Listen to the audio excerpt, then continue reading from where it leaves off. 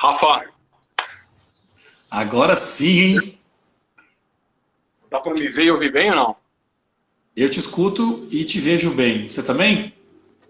Também, cara. Maravilha. Deixa eu só arrumar minha câmera aqui para eu aparecer no vídeo. Betão, você me escuta bem, né? Muito bem, cara. Claro. Que ótimo, que ótimo. Cara, que horas são aí? Só pra gente. Meia-noite. Meia-noite. Legal. Betão, vamos começar um pouco antes, e aí a gente libera o pessoal para almoçar também um pouco antes. Pode Eu não ser? sei se aí, não sei se aí é feriado também, assim como é aqui hoje. Foi. Feriado. Eu tô por conta. Gente, beleza. Gente, eu sei que é sexta-feira de feriado no Brasil, sexta-feira de feriado em Singapura, mas foi o horário e o dia que a gente conseguiu combinar as agendas aí para que esse bate-papo pudesse acontecer. A gente está aqui em um ladinho do mundo, acompanhando as coisas acontecendo na televisão e a gente não tem noção da dimensão do que realmente está acontecendo do outro lado do mundo.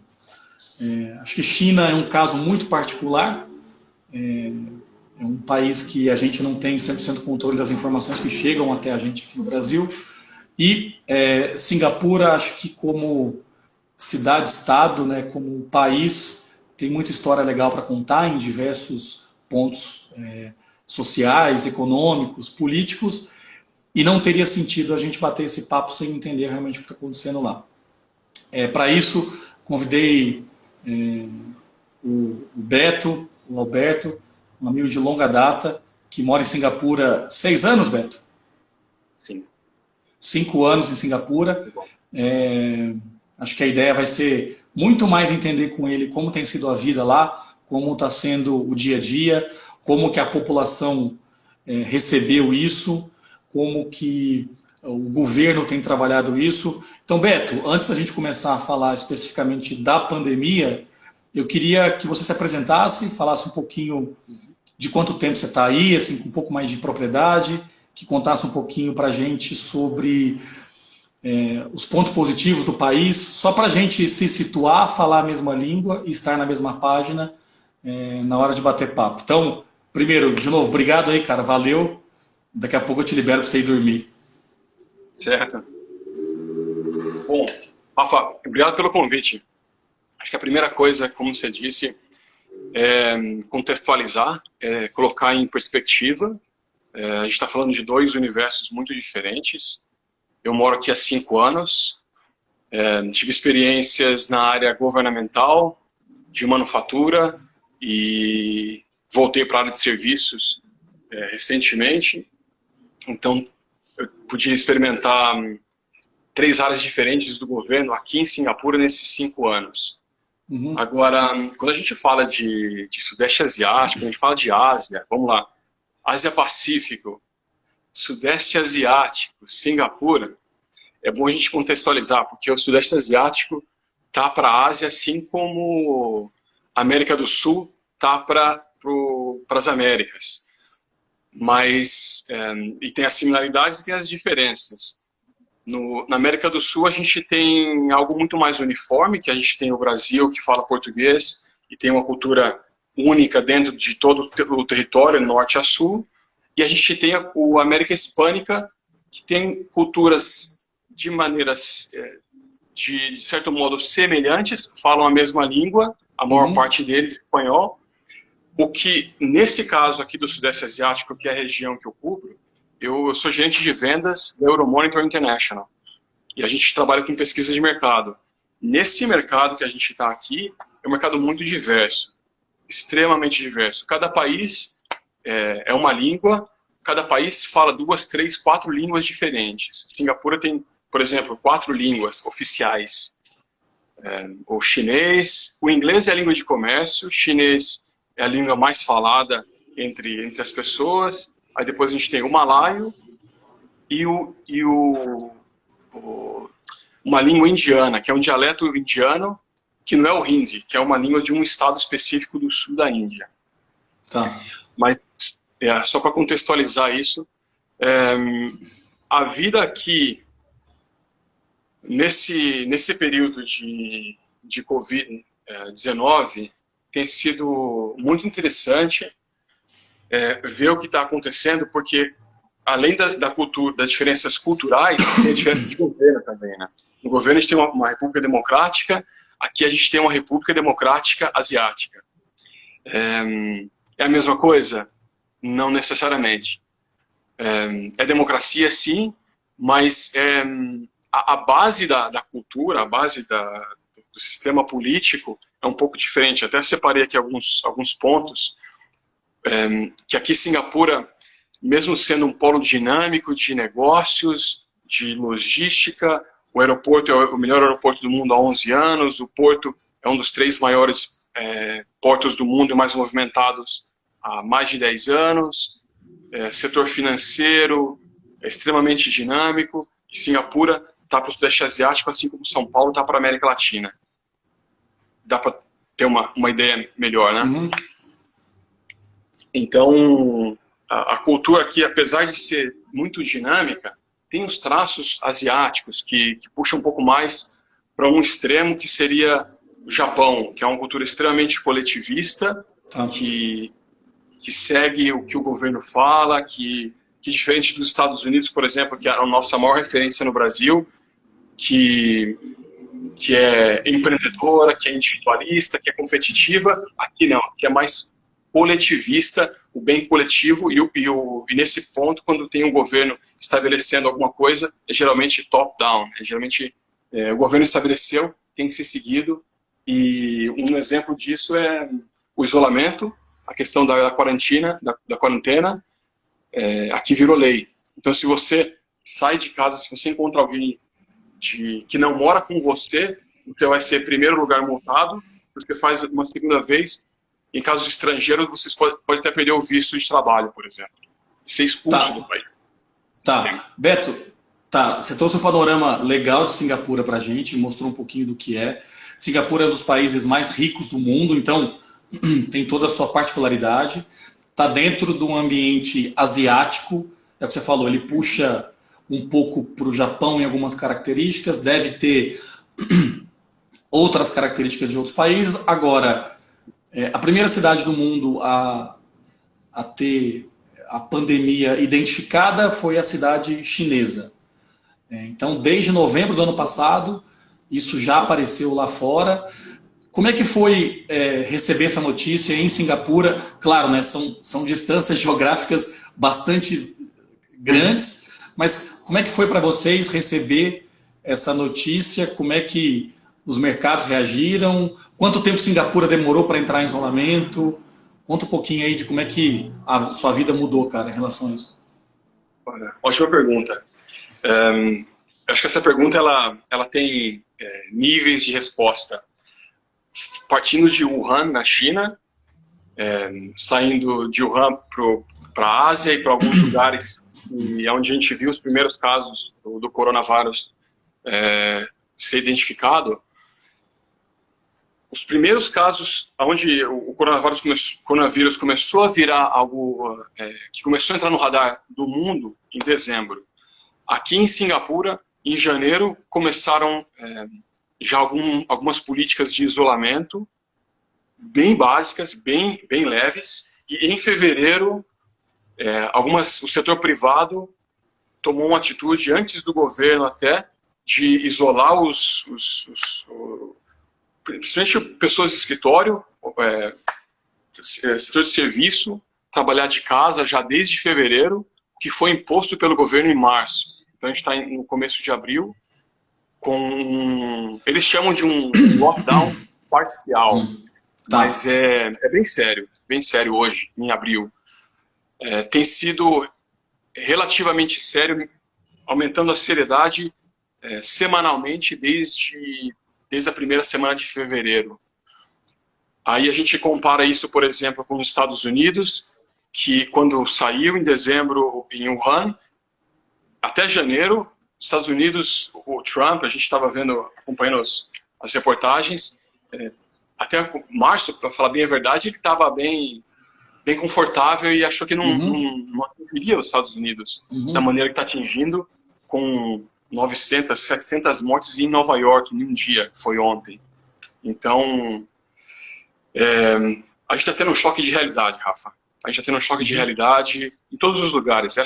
Aonde essa doença está indo, ela está refletindo um choque de realidade, não só em Singapura, mas no Brasil, em todos os lugares. Tá. Talvez a resposta do governo aqui tenha sido um pouco mais concisa, mais direta, do que, por exemplo, no governo brasileiro. Mas, Roberto, que engraçado isso, cara, porque a gente está falando de um país como o Brasil, uma situação que você tratou agora por último, que faz com que a gente talvez tenha no Brasil um posicionamento muito parecido com a Ásia, muitas vezes, porque você vai ter, no Brasil, para você ter noção, 15 estados já transformaram o isolamento horizontal em pequenos isolamentos verticais. Então, você pega São Paulo como a principal cidade, uma das principais cidades do mundo. Aqui, a população mesmo, independente do governo ter flexibilizado ou não, a população já sai um pouco mais de casa. Então, nas primeiras semanas de isolamento na cidade de São Paulo, por exemplo, o prefeito Bruno Covas trouxe um dado que eu achei bastante interessante. 82% da população da cidade de São Paulo, nos primeiros dias de isolamento, ficou em casa. Esse final de semana agora, tudo bem que tem Páscoa, o governo já atualiza os dados para aproximadamente 40% das pessoas em casa apenas. Então, olha a diferença, né? Mesmo o governo ainda endurecendo as políticas de isolamento, a população de São Paulo aparentemente saindo um pouco mais de casa. E é legal escutar o caso de vocês, porque você está me contando que desde fevereiro as políticas de isolamento têm sido rígidas, com multas, etc. E mesmo assim, a gente ainda escuta Singapura sofrendo um pouco, né? Com número de contaminação. Eu não sei como é que é o dia a dia também, porque, de novo, a gente está refém de notícia, né, cara? A gente fica refém de Globo, CNN, Estadão, Folha, eu não sei o quão real isso é também.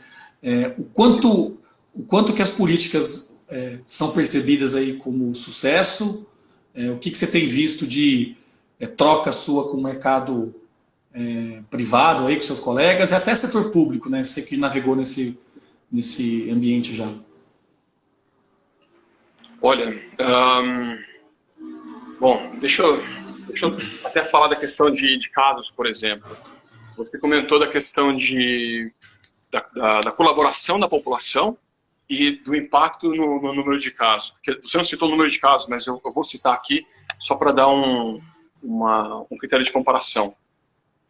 A população, desde fevereiro, aqui em Singapura, tem ficado cada vez mais em casa, e hoje, eu estava vendo uma notícia da Bloomberg, as maiores cidades, as maiores metrópoles do mundo estão paradas.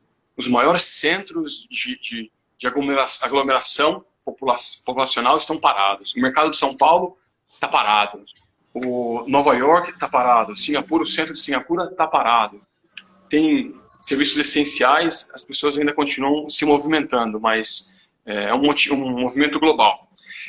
Aqui em Singapura tem uma especificidade, um ponto específico, que é a questão do seguinte.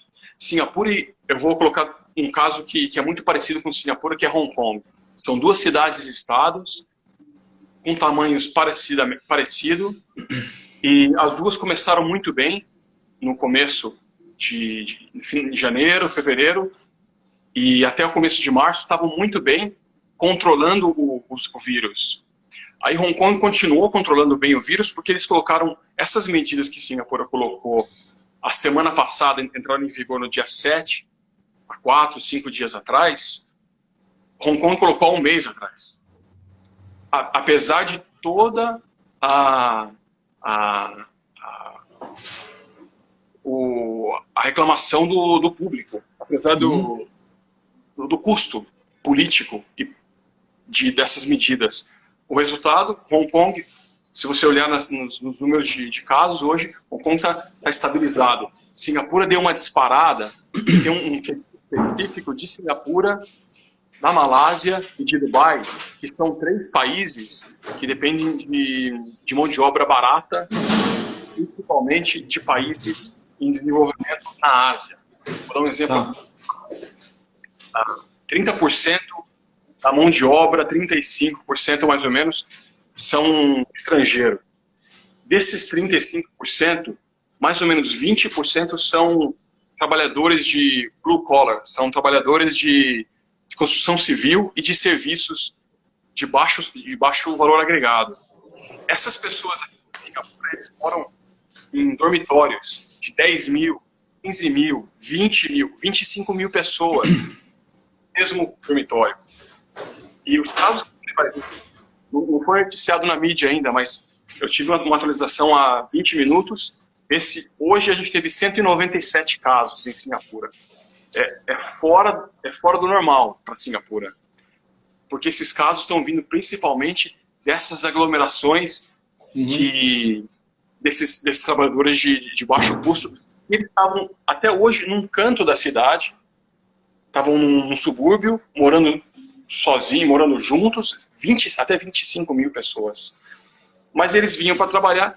Agora, hoje, a gente tem esse problema que o governo está lidando, porque como vai fazer um confinamento com eles, com essas pessoas que estão longe da família, geralmente são homens, 8 a 10 pessoas em um quarto, em cama de beliche. Então, o ponto hoje é esse, né? Você acha que essa situação dessa aglomeração de trabalhadores que você citou, ela pode ser semelhante em partes à de uma comunidade, de uma favela no Brasil? Porque, pegando o Brasil como exemplo, o coronavírus, diferente do que todo mundo imaginou, no Brasil ele foi disseminado pela classe alta, né? Primeiro porque isso veio de fora do Brasil para cá. Então, viajantes brasileiros que estavam em outras localidades. Até tem casos, né, de festas da alta sociedade que contaminaram uma série de pessoas. Quando você traz esse dado, a gente tem inicialmente o sistema privado de saúde no Brasil sofrendo, mas com certa estrutura para suportar a demanda, principalmente para essa classe mais alta, né? Você tem os principais hospitais teoricamente preparados. Eu não vejo no Brasil um problema dos hospitais privados, mas eu vejo também uma vantagem do Brasil de ter um sistema público de saúde que, teoricamente, funciona. Mas agora isso vai começar a atingir a classe C, D e E do Brasil. Então você pega São Paulo com as grandes favelas, Rio de Janeiro, que talvez seja o exemplo, o melhor exemplo a ser dado da quantidade de comunidades, etc. Vai chegar uma hora que o sistema público de saúde não vai dar conta de suportar essa crescente nas contaminações. Então, acho que por enquanto o número do Brasil ele é muito controlado também, porque ela ainda não se disseminou nas classes C, D e E. Você acha que dá para fazer um comparativo entre Brasil e Singapura nesse sentido? Ou você acha que não? Assim, porque eu estou preocupado, cara. Ontem eu recebi mensagem até de um amigo meu que está aqui no grupo, que está até assistindo a gente, de uma amiga dele que trabalha em uma UPA, trazendo dados já assustadores de, cara, chegou aqui, a gente não tem respirador, não tem leito, não tem estrutura. Dá para fazer uma comparação, assim, por mais distante que seja, você acha?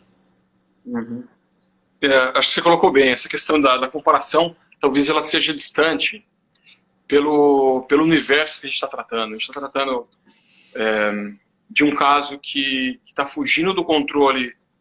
Pegar Singapura, onde é um país que estava controlado, estava sendo o primeiro-ministro de Singapura, o chanceler, estava sendo vangloriado no mundo todo pelas medidas, assim como Hong Kong, mas de repente essa segunda onda do vírus voltou e está pegando Singapura de surpresa e assim, todo mundo.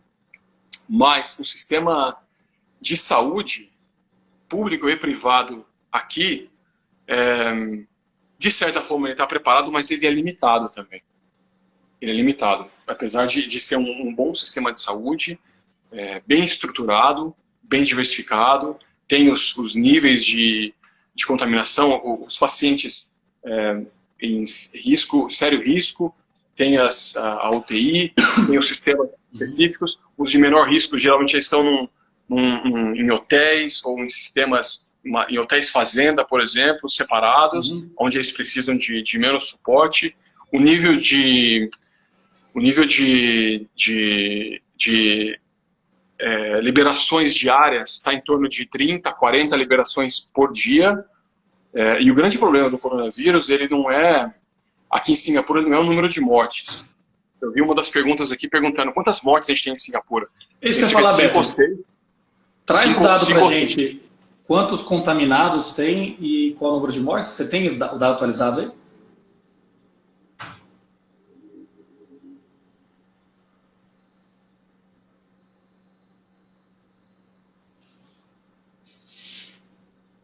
Gente, acho que o Beto deve ter tido.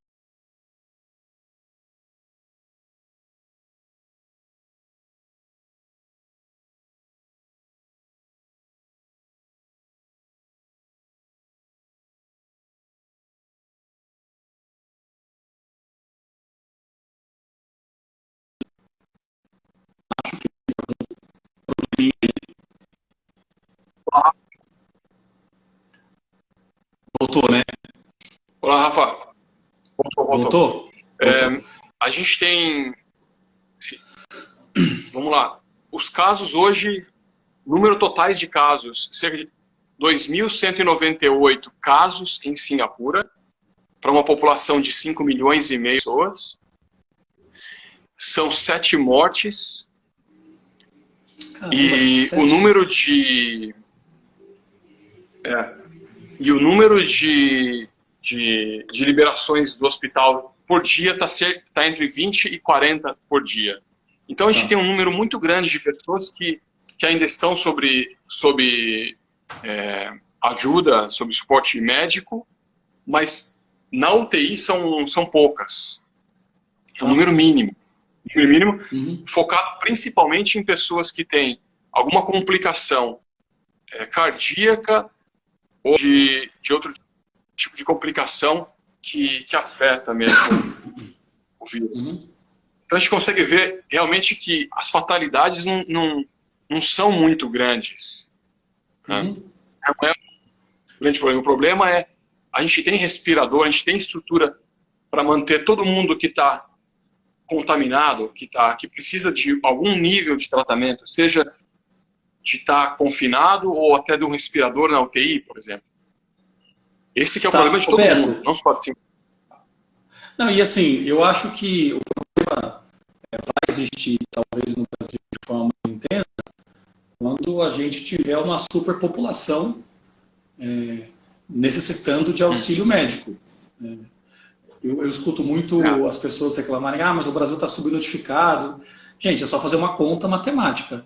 Quanto mais notificação de contaminados, talvez menor seja a proporção do contaminados versus as fatalidades, né? Então, em relação a isso, não é preocupação. Agora, quando estourar o número, a gente vai ter problema no Brasil, né? Aí sim a gente vai ter problema no Brasil. Agora, Beto, deixa eu puxar só para um outro ponto aqui, para a gente não segurar muito o pessoal. Me fala um pouquinho de como que o governo tem se comunicado com a população. Aqui a gente está vendo no Brasil uma briga política, né, cara? Coisa do Brasil, né? Você conhece bem. Então é um ataque de cá, um ataque de lá, e no fundo a gente que está refém e à mercê do governo acaba se sentindo inseguro, não amparado, confuso até nas informações. Como é que o governo aí tem lidado com essas comunicações? Como é que tem sido o suporte? As medidas tomadas também? O que você está vendo aí? Sim. Olha, voltando no primeiro assunto, Rafa, como eu comentei da questão do governo ser uma democracia asiática, é mais centralizado o tipo de governo e a comunicação, por consequência, também. Mas tem um fator, Rafa, que é o seguinte: está falando de uma cidade-estado de 5 milhões e meio de pessoas. Para colocar em perspectiva, Singapura é mais ou menos a zona leste de São Paulo, com a população de 5 milhões e meio de pessoas com o rendimento, com o PIB do estado do Rio de Janeiro. Para colocar em perspectiva. Tá. Tá. E a forma como o governo se comunica com a população, né, principalmente nesse caso, tem sido interessante. Tem os sites do governo, do Ministério da Saúde, mas teve, no mês de janeiro, no final de janeiro, teve um aplicativo do WhatsApp que o governo começou a fazer. E todo mundo, a maior parte da população se cadastrou nesse aplicativo.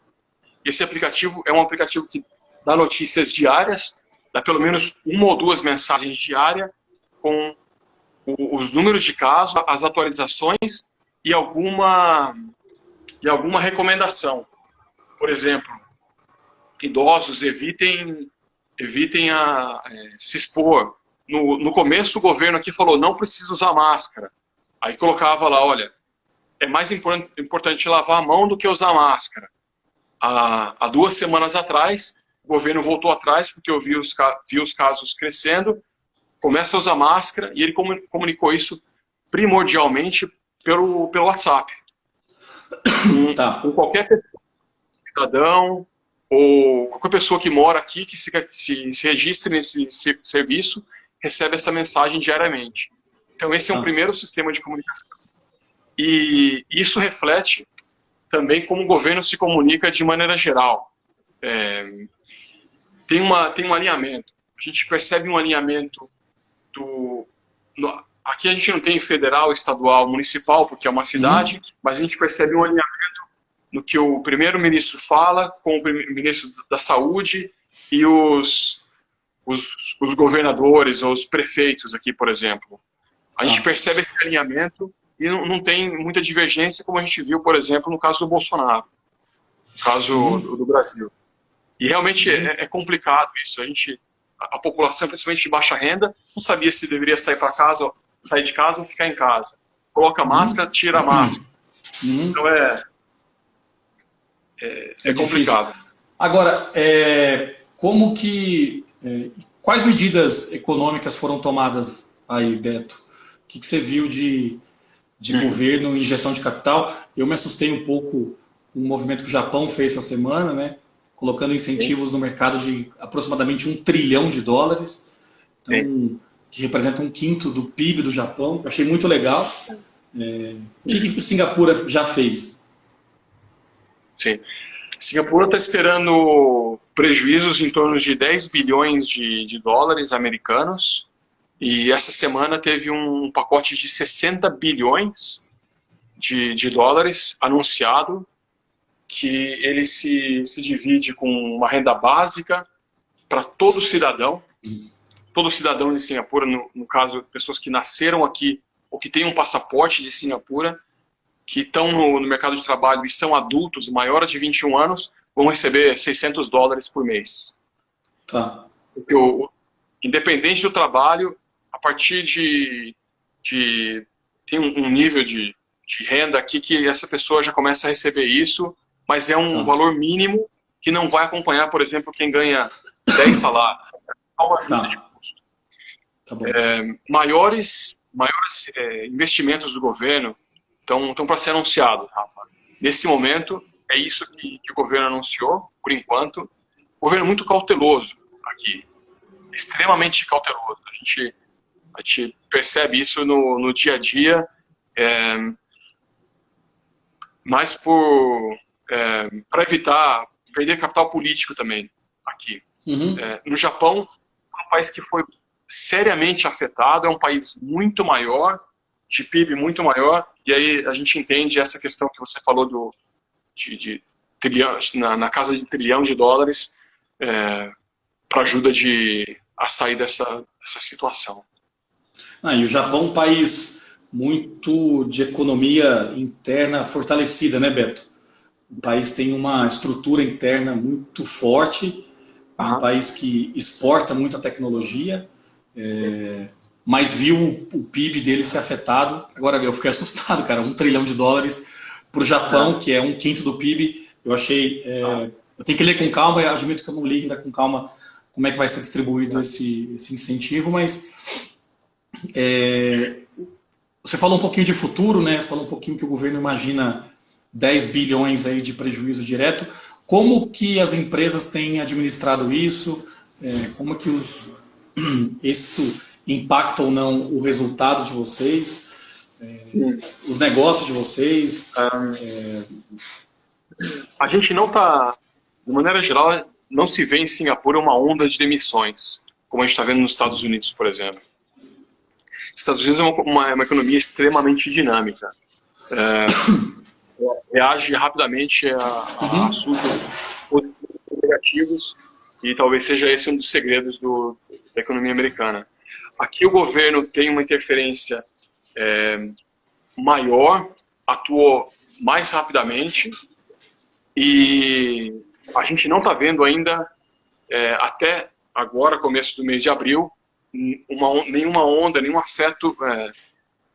O impacto na economia está para começar a ser sentido, Rafa, para falar bem a verdade. Está para começar a ser sentido a partir de abril e maio, dependendo de quanto essas medidas vão durar. A medida de isolamento e distanciamento social. O que a gente tem visto é o setor de serviço.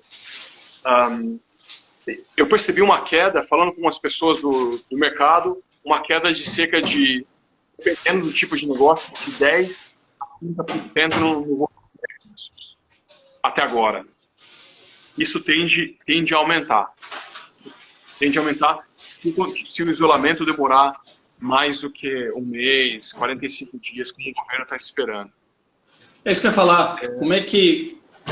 Como são as perspectivas de continuidade do isolamento aí, Beto? Esse isolamento parcial, essa quarentena estrita, como a gente está vivendo aqui em Singapura, ela está esperada para ficar em vigor até o começo de maio, mas com previsão de ser estendida também. Tá? Só para voltar na questão econômica, a expectativa econômica que era de crescimento de 0,5% nesse ano já foi revista para -1% a -4% para esse ano. Mas trabalhando numa empresa de pesquisa de mercado, a gente sabe que numa situação que a gente está vivendo agora, pesquisa e reavaliações acontecem. E esse número de -1% a -4% para Singapura pode ser que seja reavaliado daqui a um mês para um pouco mais. Tá? Entendi. A gente não, ou um pouco menos, dependendo. A gente espera que isso seja menor, o impacto na economia seja menor, mas algo que vale a pena ressaltar, Rafa, para os brasileiros que vêem a região aqui, não tem muita ideia do que acontece. Quero colocar, nesse caso do Covid-19, perspectiva com as últimas duas crises que a gente teve. A Ásia teve a crise de 97, que foi a crise financeira asiática, que as principais economias da região do Ásia-Pacífico levaram 2 anos para voltar a crescer de maneira geral. Na crise financeira americana de 2008, crise global, aqui já levou cerca de 1 ano, mais ou menos, para retomar o crescimento. Quando a gente fala de coronavírus e vendo os números da China, a gente sabe que China é um pouco complicado, porque a gente vê que nos últimos dias teve praticamente nenhum caso, nenhuma morte. Às vezes é complicado a gente acreditar nisso, vendo o que está acontecendo no Brasil ou nos Estados Unidos. Mas algo, de maneira geral, que a gente pode esperar a partir do momento que o coronavírus as medidas começarem a ser tomadas para ampliar, para voltar o comércio, voltar a reaquecer as economias, a gente pode esperar que países asiáticos, como, por exemplo, China, Hong Kong, Coreia, Indonésia, Malásia, Singapura, Tailândia, esses países, entre outros países, eles vão puxar o crescimento, principalmente por consumo. Porque o consumo, ele estava muito forte, ele continua ainda forte, a economia ainda não foi afetada, não está sendo tão afetada quanto nos Estados Unidos, mas é um efeito cascata, por exemplo. É um efeito cascata de acordo com a economia que a gente vive hoje, tão interconectada. O que está acontecendo nos Estados Unidos, em algum momento, vai refletir no Brasil e vai refletir aqui também no Sudeste Asiático e na Ásia Pacífico como um todo. Mas a expectativa é positiva. A gente bateu um papo semana retrasada, Beto, com um executivo aqui em São Paulo, e ele é sócio de um escritório XP. É o maior escritório da XP no Brasil, eles estão crescendo bastante, mesmo com coronavírus, ainda tem muita oportunidade, e ele trouxe um dado muito legal. Eu até postei aqui no dia, eu posso deixar para quem quiser depois me mandar uma mensagem no direct aqui, eu devolvo com um gráfico, mostrando quanto tempo duraram as crises, e aí ele destaca várias crises, desde 29 até a última crise sentida, e qual foi o tempo de recuperação da economia mundial, não é só da economia local, porque você pega Singapura, você comentou, tem porto muito movimentado, então não adianta apenas Singapura voltar, o mercado tem que voltar para gerar troca, gerar comércio. E é muito engraçado, porque no gráfico que ele mostrou, crises financeiras tendem a ter um tempo mais curto de recuperação do que crises conectadas à saúde, oriundas à saúde. Claro que uma crise como o H1N1 ou até o coronavírus acabam trazendo impacto na economia e pode até ser considerada uma crise financeira, mas uma crise americana de 2008, por exemplo, ela é muito mais facilmente recuperada a nível global do que uma pandemia causada por saúde que gera talvez um impacto em mais pessoas e naturalmente vá demandar um tempo de recuperação maior, né? Então, o que a gente está vivendo agora é um momento de incerteza. Eu acho que os mercados financeiros do mundo inteiro estão mostrando isso. A insegurança faz com que o brasileiro reavalie seus hábitos de consumo, mas é o que você mesmo comentou. Talvez a parte da economia que não vai parar de girar tão cedo é o consumo, né? É a gente consumir desde uma cesta básica até itens um pouco mais refinados. O consumo tende a ser o motor da economia de muitos países para essa retomada, né? E vocês, Euromonitor, trabalhando nisso, tem dados que chancelam aí tudo que a gente está falando aqui, né? Sim. Agora, Beto, até para a gente está aqui há 35 minutos, até caminhando para a gente fazer um fechamento aqui. O que você tem para compartilhar? Eu não quero entrar em política aqui, tá, Beto? Eu não quero dizer para as pessoas respeitarem A ou respeitarem B. A gente, INCO, a gente tem se posicionado como hoje favoráveis ao isolamento total da população. A gente tem feito a nossa parte.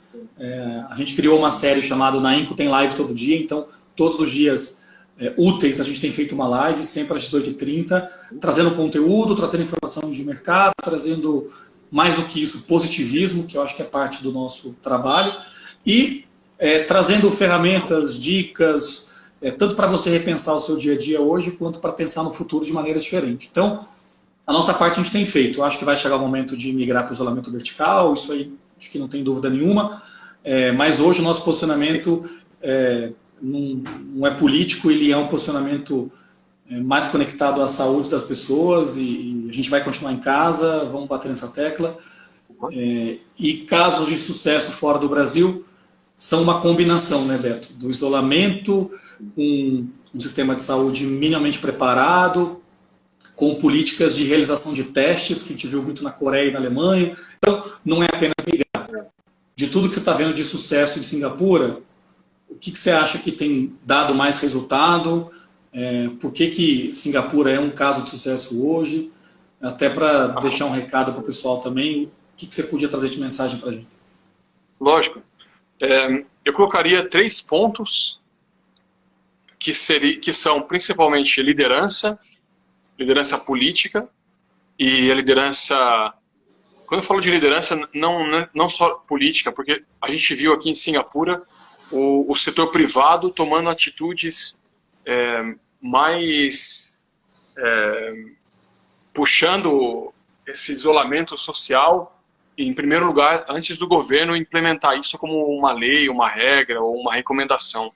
Então, a Euromonitor foi um dos exemplos que fez isso. Então, eu colocaria a liderança de maneira geral, a flexibilidade. Eu acho que flexibilidade, Rafa, em todos os sentidos, nesse momento, para a gente gerenciar como a gente está se sentindo frente a tanta incerteza. A gente realmente está sendo testado e a nossa flexibilidade é o que vai nos ajudar a sair dessa situação mais forte. Por exemplo, o ponto muito forte da INCO é a questão da educação e o investimento de pessoas, investimento na melhora das suas habilidades. Então, agora é o momento para isso, porque em todo tipo de crise, seja ela econômica ou seja ela sanitária, o que a gente vê é um pico. Logo depois dessa crise, a gente vê um pico de crescimento. A gente só vai estar pronto para crescer, para dar conta desse pico de crescimento, que vai acontecer no Brasil, vai acontecer em Singapura, vai acontecer como um todo no globo, se a gente estiver preparado, se a gente estiver on the ball, se a gente estiver preparado para dar conta do recado, da demanda que vai surgir, desse aumento da demanda que está esperado para surgir. A gente espera que seja o mais rápido possível. Então, a minha mensagem final, na realidade, ela é focada, ela é baseada na realidade, ela é baseada, não tem como não ser, no que está acontecendo no dia a dia, na situação, no contexto que a gente está hoje, seja no Brasil ou seja em Singapura, que a gente precisa fazer a mesma coisa. Precisa de isolamento social, distanciamento, mas é uma mensagem que acredita num futuro positivo, que acredita num futuro otimista, vindo dessa crise, porque a gente pega, por exemplo, com toda essa flexibilidade de trabalhar de casa, o número de videochamadas que aumentou, seja de Zoom, seja de Webex, Skype, qualquer que seja a ferramenta, a gente está vendo que o que sai dessa crise, do distanciamento social, é uma aproximação humana. É uma aproximação humana. As pessoas precisam ter contato, as pessoas precisam estar próximas, precisam ter esse contato pessoal de um jeito ou de outro. Até pessoas que às vezes, amigos aí no Brasil, que às vezes achavam complicado fazer video call, hoje estão fazendo e estão acostumados, porque como eu moro fora há muito tempo, para mim isso é normal. Então a gente está vendo essa aproximação humana, que é algo bom e que vai fazer a gente passar por meio disso, passar por essa crise e sair mais forte. É isso que eu acredito. Legal. Legal, cara, eu concordo com você 100%. Eu acho que a gente tem que aproveitar esse tempo. Eu falo isso toda live e eu vou repetir. Se esse tempo passar e a gente não aproveitar para trabalhar alguns gaps que a gente tem, para trabalhar algumas reflexões que a gente precisa fazer, para sair realmente mais forte do que a gente entrou, de nada vai ter adiantado ter sofrido esse tempo que a gente sofreu. Tem muito conteúdo disponível no mundo digital, o que é bom e também pode ser negativo, dependendo da disciplina que as pessoas têm. Eu acho que existe sim bastante coisa bacana que a gente pode fazer, existe uma reflexão interna que a gente tem que fazer também.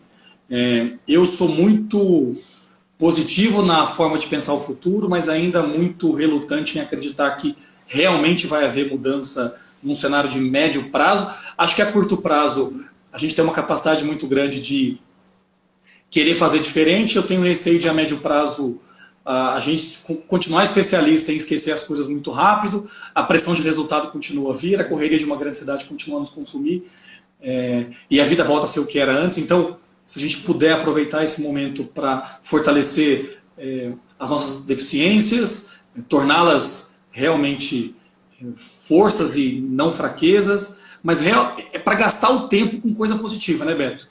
Independente de morar em Singapura, morar na Alemanha, eu tenho um amigo que mora na Alemanha, me contou algumas coisas de lá, eu tenho amigos dos Estados Unidos, então vamos aproveitar esse tempo para seguir o que tem que ser seguido, mas para que cada um saia mais forte, né, cara? Porque se não acontecer isso, de nada vai adiantar, né? É. Um exemplo claro disso é aqui em Singapura, a gente tem algumas vagas que a gente está contratando. Apesar da crise, o sistema, o plano de contratação não mudou, porque a gente sabe que a crise pode demorar 1, 2 meses, mas o plano de contratação segue exatamente o mesmo para contratar, para treinar, para capacitar essas pessoas, porque em algum momento, a gente espera que o mais rápido possível, essa crise vai passar. E então é de certa forma positivo isso. Eu vejo isso como mantendo, a gente não só não está demitindo, como a gente está contratando pessoas. Mesmo na crise, mesmo tendo que fazer videochamada, uma entrevista antigamente, alguns meses atrás, ela teria que ser pessoalmente. Hoje a gente está abrindo mão disso, está fazendo mais 1 ou 2 sessões a mais virtuais, mas a gente está seguindo com um plano de contratação, por exemplo. Legal. Legal. Beto, de novo, cara, obrigado aí pelo seu tempo. Aí deve ser meia-noite, pouquinho já, é isso? Isso, quase 1 da manhã.